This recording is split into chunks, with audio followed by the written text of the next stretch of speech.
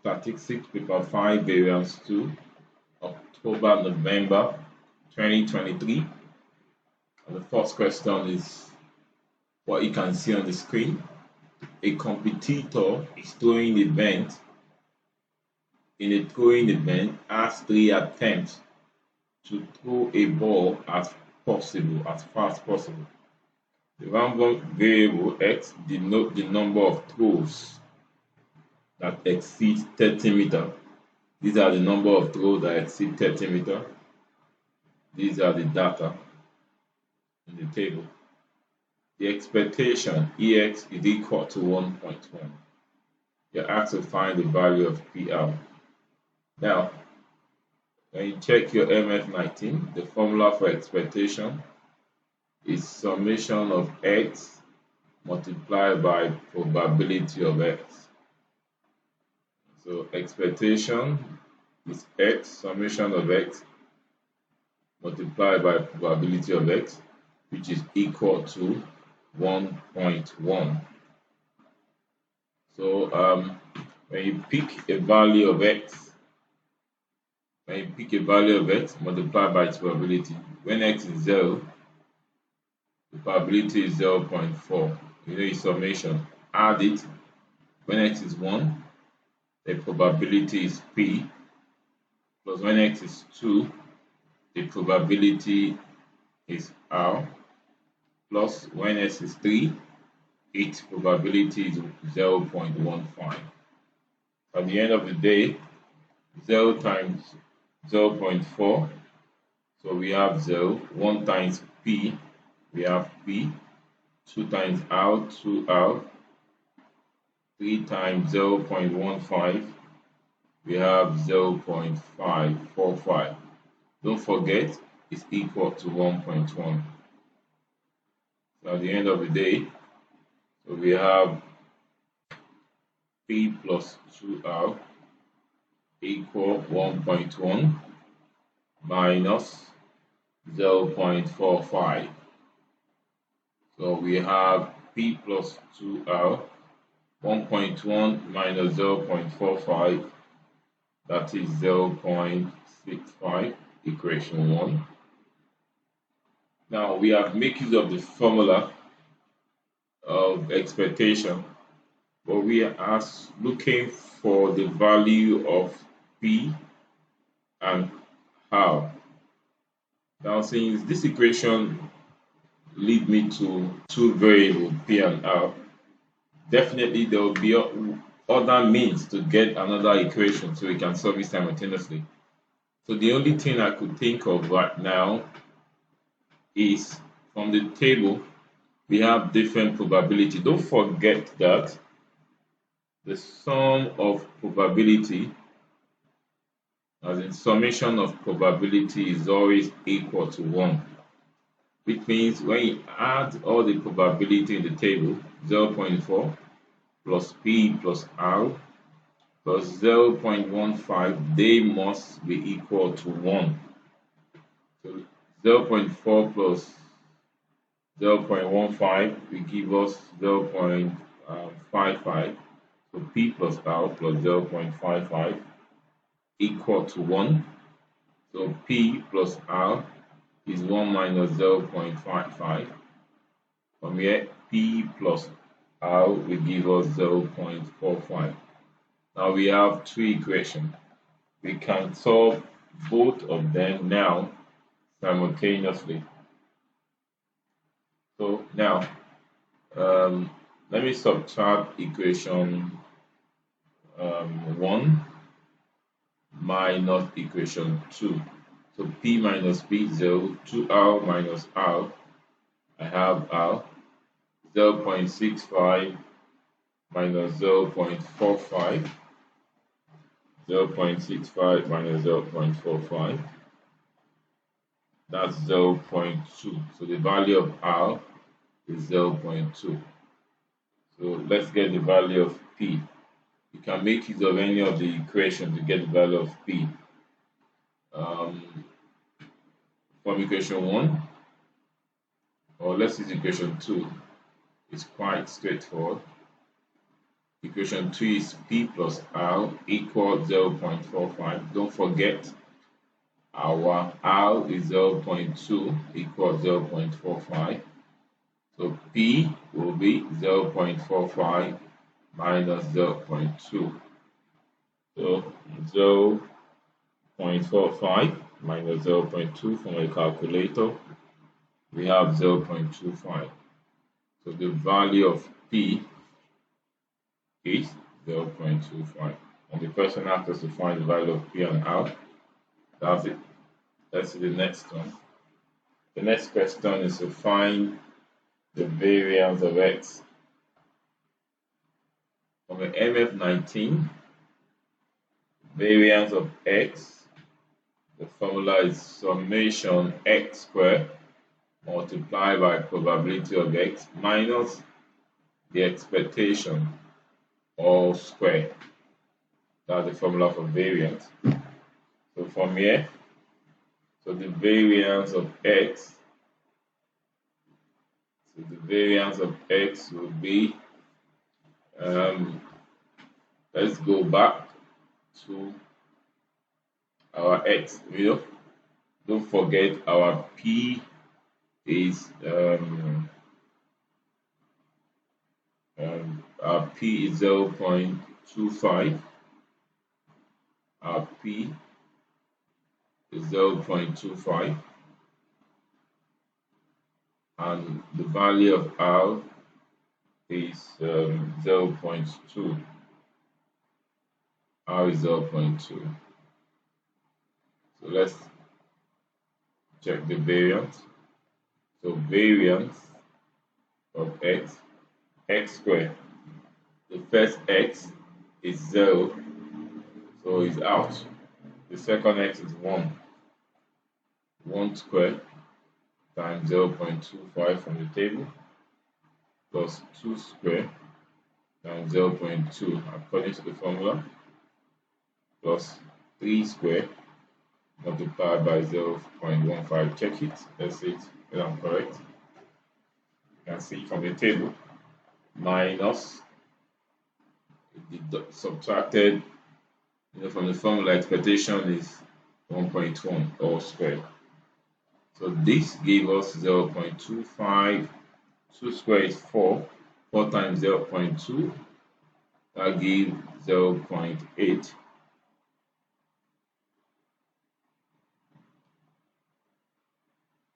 Sorry, that gave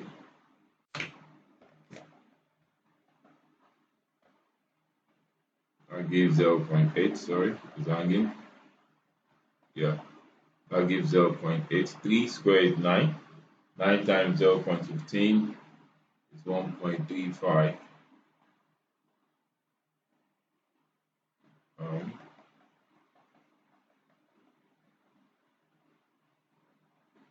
1.35 minus 1.1 squared is 1.21.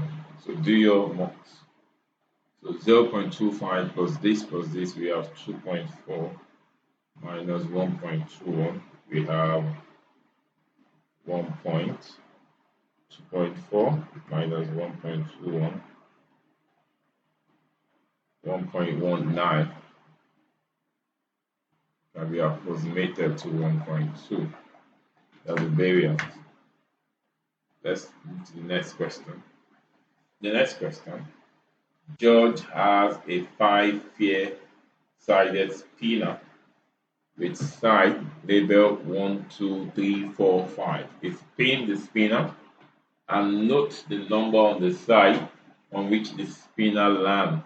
Find the probability that it takes fewer than 7 spins for George to obtain a 5. Fewer than 7 spins. Now, this is geometric distribution.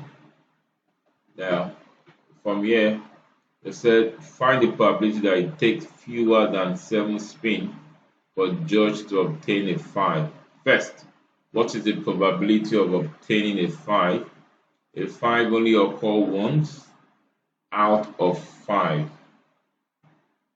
and probability of not obtaining a 5 is 1 minus 1 over 5. That gives 4 over 5. That aside, now the question asks us to find the probability that it takes fewer than 7. That's less than 7. If it's fewer than 7, which means we're talking about probability of x less than or equal to 6. This is exactly fewer than 7. And we have an expression, probability of x less than or equal to r. In this distribution, the formula is 1 minus q raised to power r. So hence, probability of x less than or equal to 6 will be 1 minus the q in this context is 4 over 5. The r is 6. So 1 minus 4 over 5 raised to power 6. Your calculator will have 0.7379, approximately 0.738. Simple. That's the answer. Let's move to the next one. George spin the spinner 10 times. Spin the spinner 10 times. This is our n. Find the probability that he obtains a 5. And probability of obtaining a 5 is 1 over 5. More than 4 times, but fewer than 8. More than 4 times. That's 4 less than x, less than 8. More than 4 times, fewer than 8. More than 4 times starts from 5, 6, 7, but not up to 8. This is the meaning. Now in this case, we have the number of trial and probability of success. So it's kind of a binomial distribution because it's defined when you are given that parameter, the number of trial 10 and the probability of success. So which distribution is binomial. So in that case, the probability of x equal to r for binomial, the formula is n combination r, p raised to power r, q raised to power n minus r. So in this case, the value of r is 5, 6, 7. So the probability of 5, 6, 7 will be, now when x is 5 or r is 5, 10 combination 5, success 1 over 5 raised to power 5, failure is 4 over 5 raised to power n minus r, 10 minus 5, that's 5. When x is 6, that's 10 combination 6, follow the formula, 1 over 5 raised to power 6, q 4 over 5, 10 minus 6, that's 4. When x is 7, 10 combination 7, 1 over 5 raised to power 7, the failure is 4 over 5, 10 minus 7 is 3. So input this in your calculator. You're going to have 1.14 times 10 is power minus 7. That's the probability.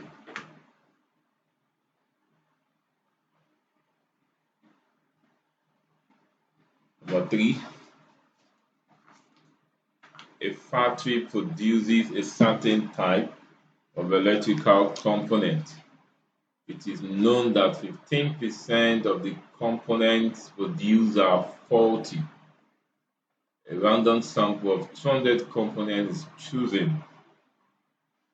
Okay, 15% are faulty. So the question is about faulty. So the success is about faulty. We're talking about, the question is based on faulty. 15% are faulty. That's 15 over 100. So which means Q will be 85, not 40, 85 over 100. And the number of sample in this question is 200 components are chosen. When you simplify 15 over 100, you're going to get 3 over 20. Then simplify the failure, the other one, not faulty, 17/20. Now, in this question, we have the number of sample, 200. We have the probability of success, 3/20. The question asks us use approximation to find probability that more than 40, x greater than 40, more are 40. Don't forget the question said use approximation. Okay, since they mentioned approximation, the first thing that comes to my mind is to confirm NP. Is NP greater than 5? Now let me check it. N is 200, P is 3/20, 0, 0, 2 here and 2 here is 10. It gives us 30. Yes, NP is greater than 5. The second condition is N greater than 50. Yes, N is greater than 50. In that case, this distribution will be approximated to normal distribution. From this, the sample is 200, probability of success is 3/20.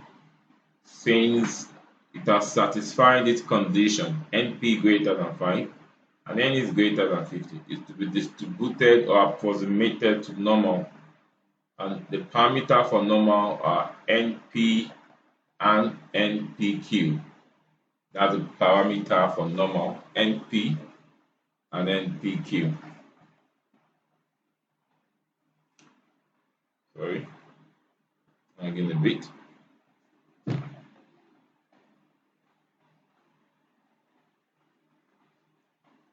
Okay, and NPQ. So what is our NP? We did that. Our NP is 30. We've done that. What's NPQ? Since NP is 30, let's find NPQ. So NPQ will be NP is 30, Q is 17/20. So NPQ gives 1.5 times 17. That's 25.5. Let me confirm it. 200 times P. 3. That's 3 divided by 20 times 200. 30 times 17 divided by 20, or 25.5. So our NPQ is 25.5. I need to be sure. So I know 85 divided by 100. Yeah, it's correct. So 30 times 17 divided by 20. Okay, 25.5. NPQ is a variance. So nth. So this the distribution normally distributed. We have 30 as the mean, and the variance. The variance is 25.5, which can be expressed as 25.5. Our variance is 25.5. So the question asks us to use approximation to find probability of x greater than 40. Now, since you are using approximation, so this is what we're going to do. Now we are looking for probability of x greater than 40. X greater than 40. So once we standardize it, it's going to be probability of z greater than x minus mean all over standard deviation. Remember that standard deviation is square root of variance. So for approximation, you need to consider some continuity. For x greater than 40, you are going to add 0.5. You are going to add 0.5. Let me quickly take you back to the key for approximation. If its probability of x greater than a certain number, p, what you expect to do is this. It will be x greater than p plus 0.5. If its probability of x less than p, what you expect to do is probability of x less than p minus 0.5. But if it's x less than or equal to p, what you're going to do is p x less than p plus 0.5. If its probability of x greater than or equal to p, what you're supposed to do is x greater than or equal to p minus 0.5. These are just the short key. So since you are doing x greater than 40, so to standardize it, it's going to be probability of z greater than, our x is 40, add 0.5, that's 40.5. What is our mean? Our mean is 30 all over standard deviation. Standard deviation is square root of the variance. Variance is 25.5. So at the end of the day, we have z greater than 40.5 minus 30.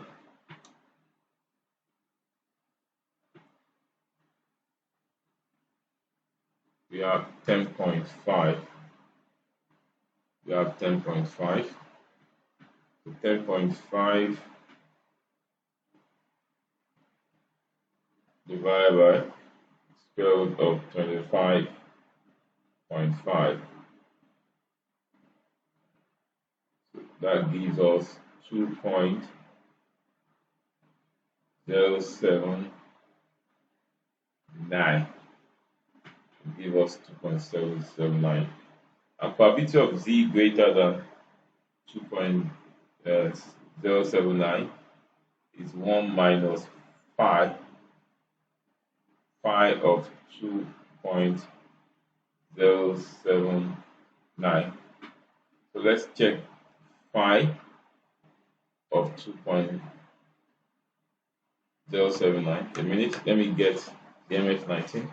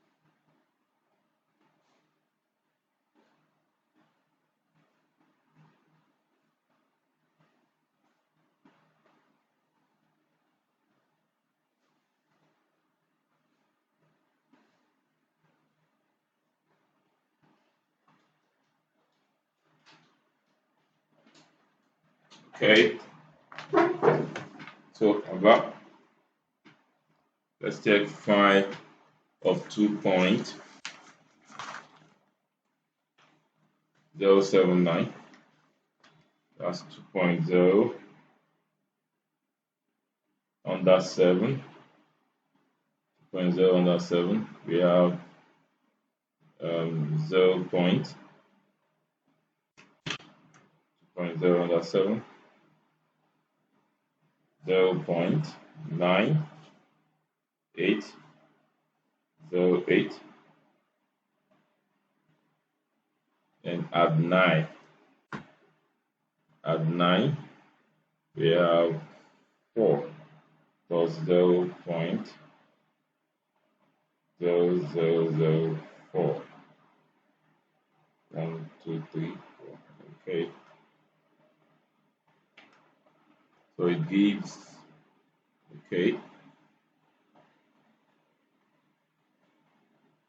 So phi of 2.079 gives 0.9812.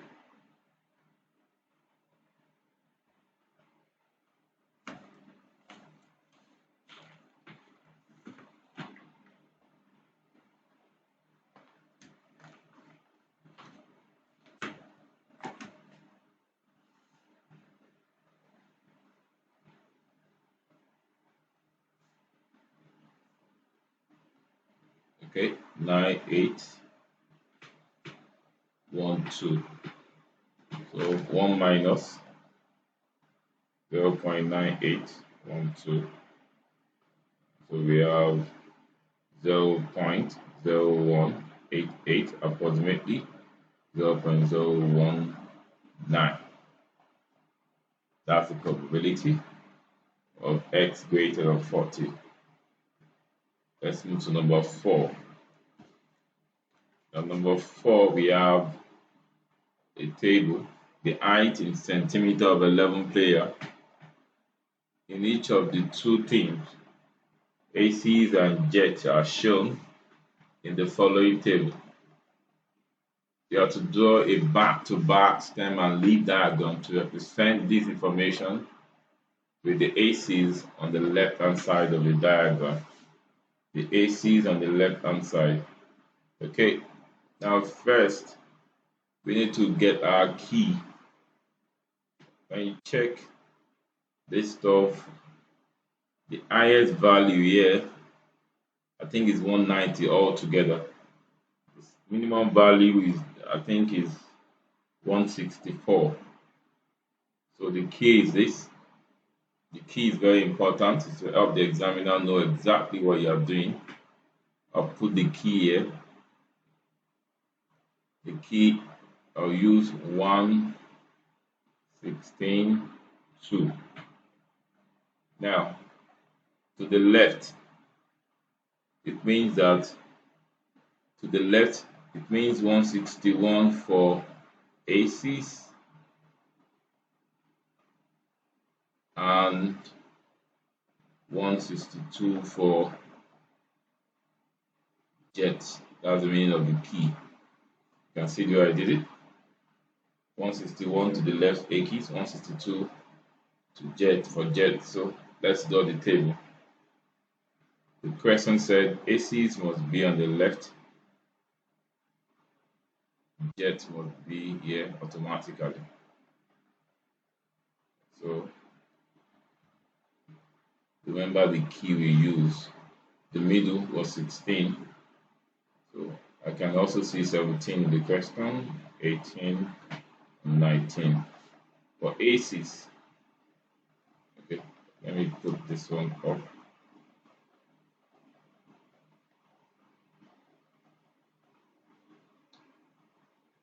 Okay, I think this one will work.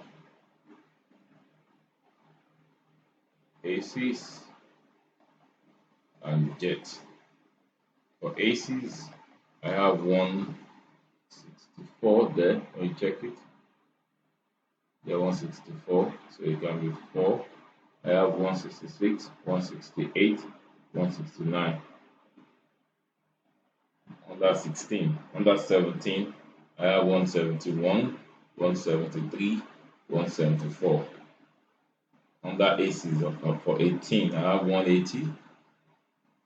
Yes, I can see 180. I can also see 181. I can see 182, 182 twice. So there's nothing like 190.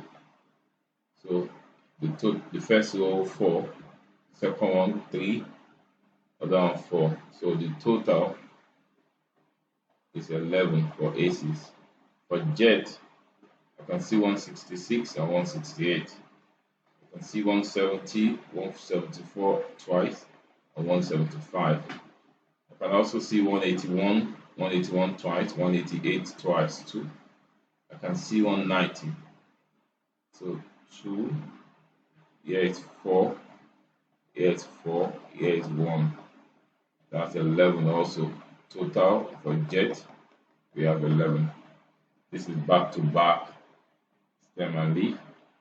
Remember, let me write the keyboard D here. There's still space. The key 1/16 like modulus 2 means 161 centimeter for aces and 162 centimeter for jet. Don't forget. And the next question. Find the median and interquartile range of the height of the player in aces. In aces, that's the one on the left. Median, the total is 11, odd number. So that's why I'm going to use this formula. Because it's odd. If assuming it's even number, there's no need to add 1. So the median, the total is 11 plus 1 over 2 position. That gives us the median will be 6 position. When you check 6th position on the aces, 1, 2, 3, 4, 5, 6. That's 173 centimeter. That's the median. And also interquartile range. Okay, interquartile range. The formula is Q3 minus Q1. Q3 is 3/4 of summation F plus 1 position. Q1 is 1/4 of summation F plus 1 position. So therefore, interquartile range will be interquartile range will be 3. Summation F plus 1 is 12. It's 12. So this one will give us 9th position. So it will give us 3rd position. 9, when you check it, 9th position. This is 7, 8, 9. We have 181. 3rd position gave us 168. Let's check it again. 3rd, 168. Subtract it. So we have 13 centimeter. This is interquartile range for aces, and this is the median for aces. Okay. Next question. Give one comment comparing the spread of the height of the aces with the spread of the height of the jet. Okay, from my little calculation, I calculated interquartile range for jet. Interquartile range for jet should be 11 centimeter. Median for jet, I think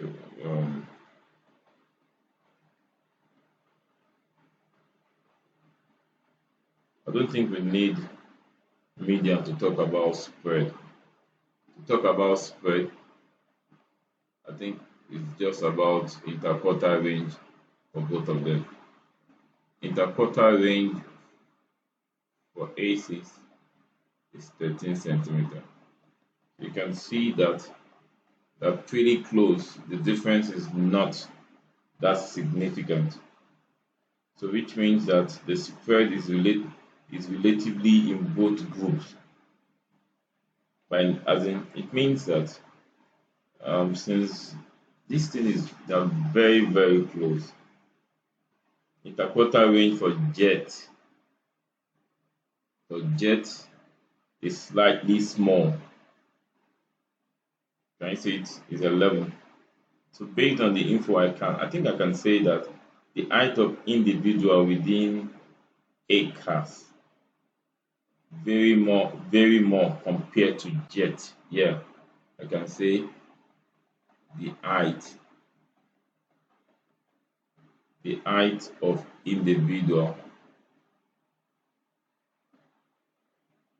of individuals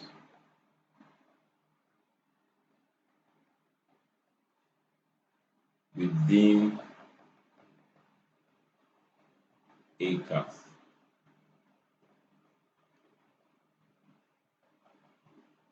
very more compared to jet because is higher than that of jet. So there's a spread within acres. At the same time, the difference is not that significant, like I said. So I can also say participated height are somewhat consistent with each other. Yeah, I can say participant height maybe somewhat consistent. Yeah, consistent within each other. In actual sense, the spread favor acres because the interquartile range is greater.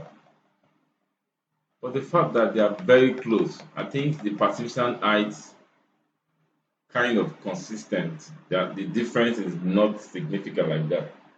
They are consistent within each other. That's the meaning of this.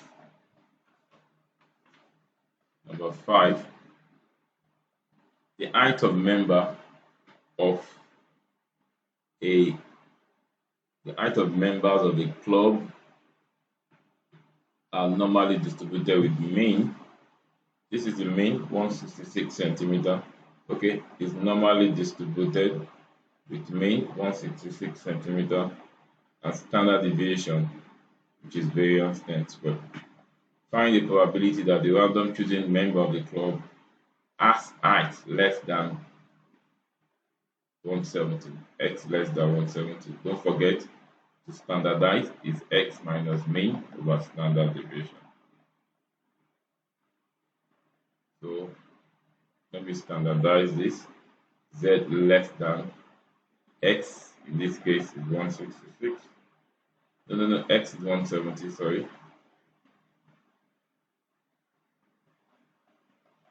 X is 170. The mean is 166 over square root of variance. Standard deviation is over standard deviation square root of variance, which will give us 10. At the end of the day, z less than 4 over 10, 0.4, which is phi of 0.4. Phi of 0.4, 0.6554. That's the answer. Approximately 0.6554, approximately 0.66. That's it. Now, given that 40% of member have height greater than h, 40% of member they have height greater than h. Height that is greater than h is 40%. So let's standardize the h. Now the probability of z greater than, how do you standardize h minus mean? So the mean is still 166 over standard deviation, which is 10, is equal to 40%, 40 over 100. So from here, we have probability of z greater than h minus 166 over 10 equal to 0.4. Now, to make our work easier, put h minus 166 over 10, put it as maybe m. So, which means we are dealing with probability of z greater than m equal to 0.4. Now, probability of z greater than, as you all know, is 1 minus phi of m, which is equal to 0.4. From here, we have minus phi of m is 0.4 minus 1. Minus phi of m, 0.4 minus 1. That's minus 0.6. Minus cancel what? Minus. So n will be phi inverse of 0.6. How do you find phi inverse of 0.6? Check the body of your MS9 and let's look for 0.6. So okay, the closest one is 0.25. 0.25 is 0.25. 0.205, that's 0.5987 plus at 4 is 15 plus 0.0015. Yes, at 4 is the closest, very close. So it gives us 0.254. That's m. We call that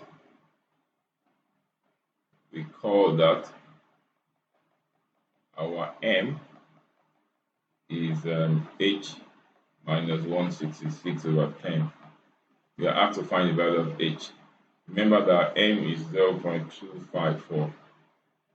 H minus 166 over 10. First multiply h minus 166 equal to 0.254 times 10. So h minus 166, 0.254 times 10. So that will give us 0.254 times 10, 2.54. So our height is 2.54 plus 166 plus 166. So our height is 168.54 centimeter, which can be approximated to 169 centimeters. That's it. The next question, question B. The random variable x is normally distributed with a mean mu and standard deviation of this sigma. A minute, please.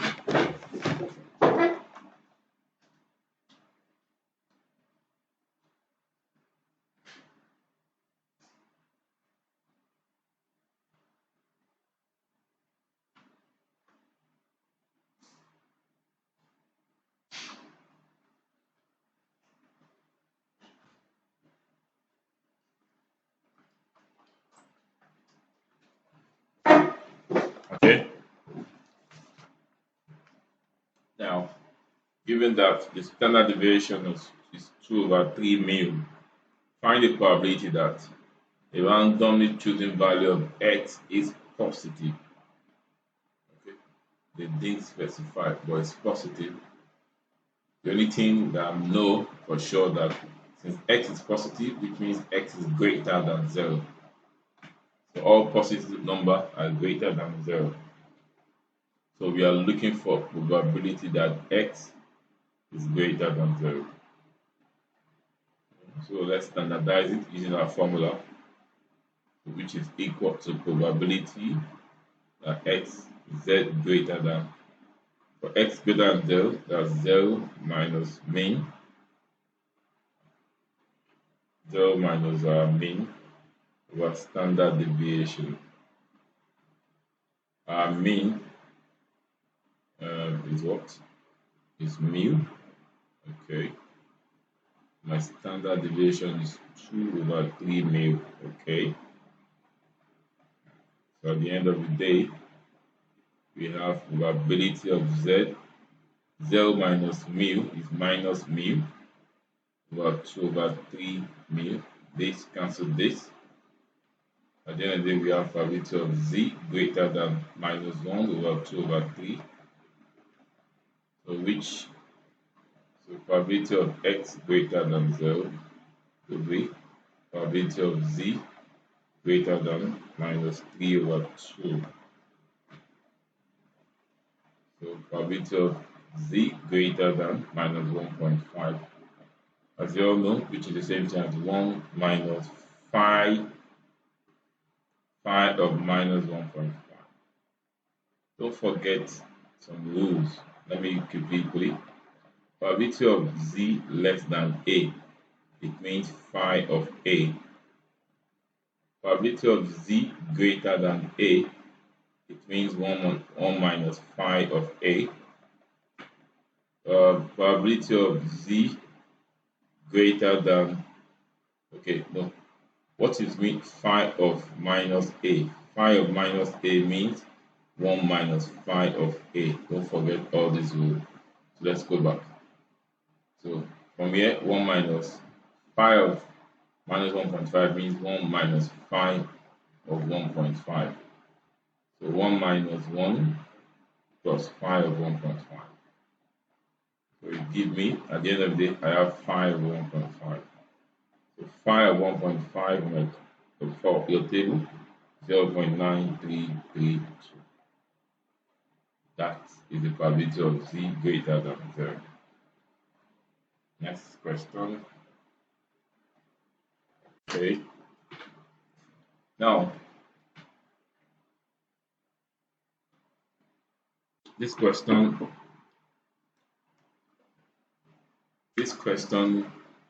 will be solved using Bayes' theorem.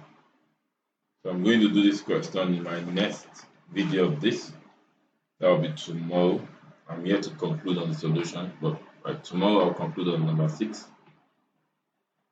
As you all know, the math team is not out, but trust me, I'll figure it out before tomorrow. Be my second video. Number 7, the last question. Find the number of different arrangement of 9 letters in the word Andromeda in which no consonant is next to another consonant.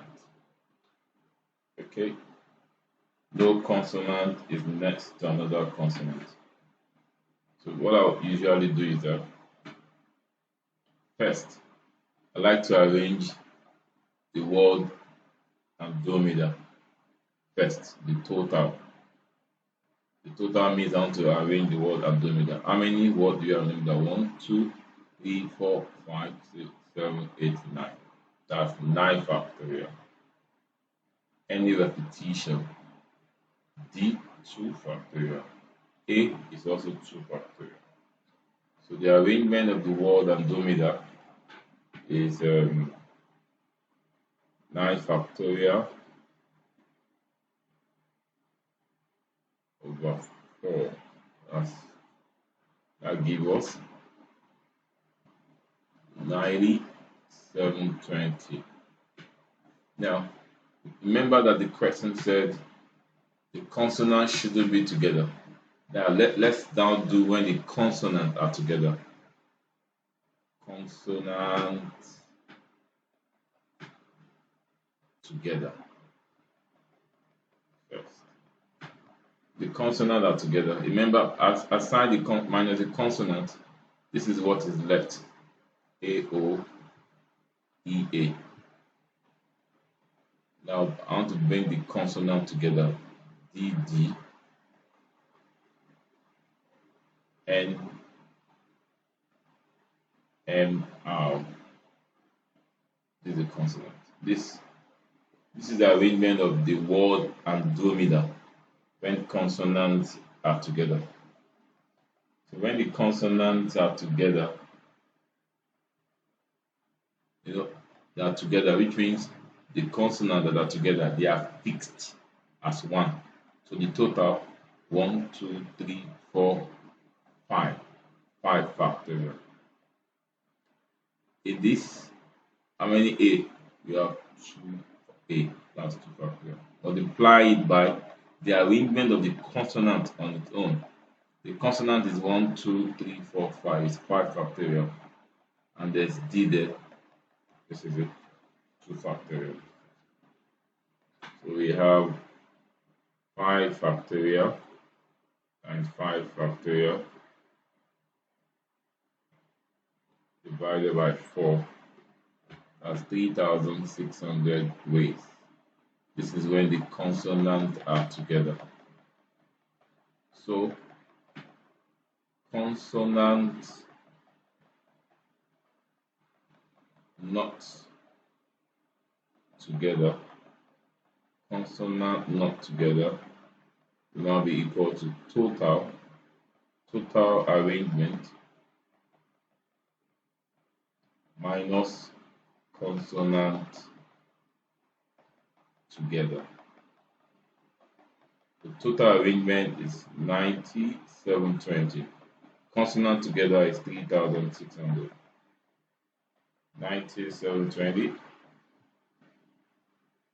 90,720 minus 3,600. So we have 87,120 ways.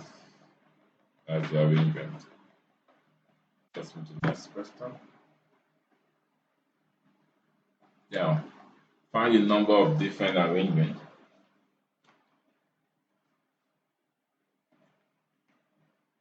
of the 9 letters in the word Andromeda, in which there is A and A at each end, and these are not together. A at each end, and these are not together. I'm going to do this with 2 methods. Let me check this first. Okay. Now, method 1. Remember the correct said A's at each end is 9. A must be here. 2, 3, 4, 5, 6, 7, 8, 9. A must be here. They are fixed. And the D's must not be together. Okay. The D's must not be together. Okay, let me do something like this. As A is fixed. So the D must not be together. So let's see the many words aside the D. The many words aside D. Okay, let me do this. Okay, method 1. Aside D, I have N, R, O, M, E aside D. Remember that the A are fixed at each end. So the D can either be here or here or here or this side. So this is the only way D cannot be together. So if one D is there, the other is here or here, they can never be together. So the number of ways in arranging D, the D, how many spaces is there for the D? 1, 2, 3, 4, 5, 6. So we have 6 spaces and 2 D's are to fill in these spaces. So there are 6 combination 2. This is the arrangement of the D, 6 combination 2. We now multiply with the arrangement of the other numbers, other letters. A is fixed. Permutation of fixed position is 1. So the other letter is N, R, O, M, E.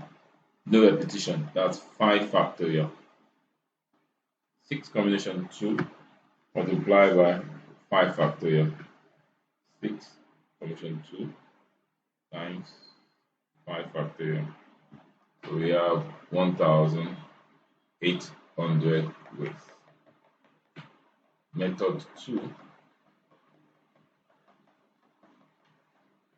It will be arrangement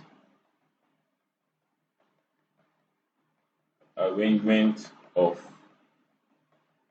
other letter multiplied by ways D is inserted. D is inserted. Now, other letter should be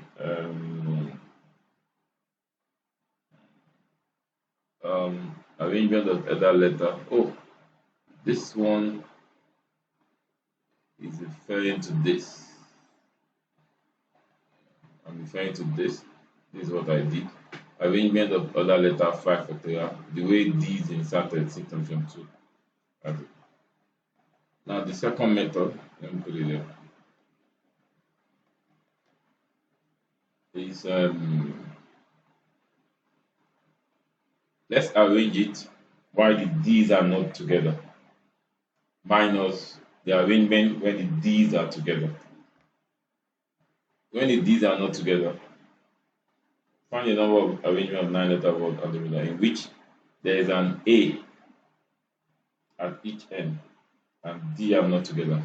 A at each end is fixed. Let's eliminate A. They are fixed already. Take them away. What left is N D R O M E D. This is the normal arrangement. This one, when the D's are not together. This is normal arrangement of the word aside the A. We now subtract it from where the D's are together. When the D are together, it should be something like this: N R O M E. The D's are together. Now, this arrangement is the normal arrangement when the D's are not together. So how many D have 1, 2, 3, 4, 5, 6, 7, 7 factorial. Any repetition? Yes, 2 factorial. That's the D. Minus this other one, 1, 2, 3, 4, 5. Now the D's are together, they are 1. You count them as what now? 1, 2, 3, 4, 5, 6 factorial. Any repetition? No, it's still DD. So it's like this. So 7 factorial. 7 factorial divided by 2 minus 6 factorial. Yes, we have the same answer, 1800. That's it. Let's move to the next one. I think this is the last one. Find the probability that this selection contains at least one D and exactly one A. At least one D and exactly one A. Okay, at least means, at least implies one or D position in guarantee. Is guarantee. Exactly one A implies just one A is guaranteed. So which means that, and how many letters do you want to select? 4 letters. 1, 2, 3, 4. At least one means 1 up to the maximum. And how many D do you have here? 2. So if I pick 1D, 1A is also guaranteed. at least one. Let me start from 1D. I can pick 2 maximum. Let me start from the minimum 1D. If I pick 1D, A is guaranteed. So the remaining 2 must be, now 1D and 1A is guaranteed. Let's take them out. So to fill in these 2 spaces, we have from each option. How many options? We have 1, 2, 3, 4, 5, 6. 6, 7. So to fill in these 2 remaining options, we have to fill in these 2, we have the 7 option. That's 2 out of 7. That's 7 combination 2. 7 combination 2 is what? 21. 1, 2, 3, 4. I can now pick 2D. Remember that A is guaranteed. Now I have just 1 to fill in. So after I've already picked 2D and 1A. So 2D and 1A. 2D and 1A. So how many numbers left? 1, 2, 3, 4, 5, 6. So we have 6 options to fill in this one space. That's 6 combination 1. That gives us 6. So the total possibility of this, total possibilities, 21 plus 6. That's 27. And the question asks us to find the probability. So probability is 20. The number required, that's 27 over total. The total is 9 combination 4. We are picking 4 letters out of 9 numbers. That's 27 over 9 combination 4. I think that gives 27 over 126, give over 14. That's the answer. Let's see another method. Alternatively,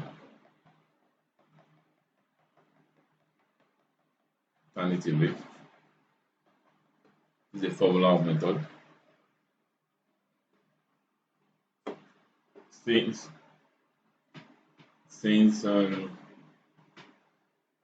2 number is guaranteed there, 1D, 1A, out of 9. You know it's 9 combination 4, everything. Now, so that we want to fill in 4 spaces. We need 4 letters. And I picked D and A already. So which means that I'm going to subtract 2 from 4. I've already picked D and A. Also from the total, I will subtract 2 from the total. So that will be like 9 minus 2 combination 4 minus 2. Or, if I pick 3, I'll subtract 3 from the total. If I pick D, DA, 3 from the total, and also 3 from the letter. So at the end of the year is 7 combination 2, or plus 6 combination 1. 7 combination 2 is 21, 6 combination 1 is 6. It will give us 27. So the probability is 27 over 9 combination 4, which is 3 over 14. Thank you. I'll see you tomorrow to complete the remaining question. Please subscribe to my channel. More content are still coming. See you tomorrow.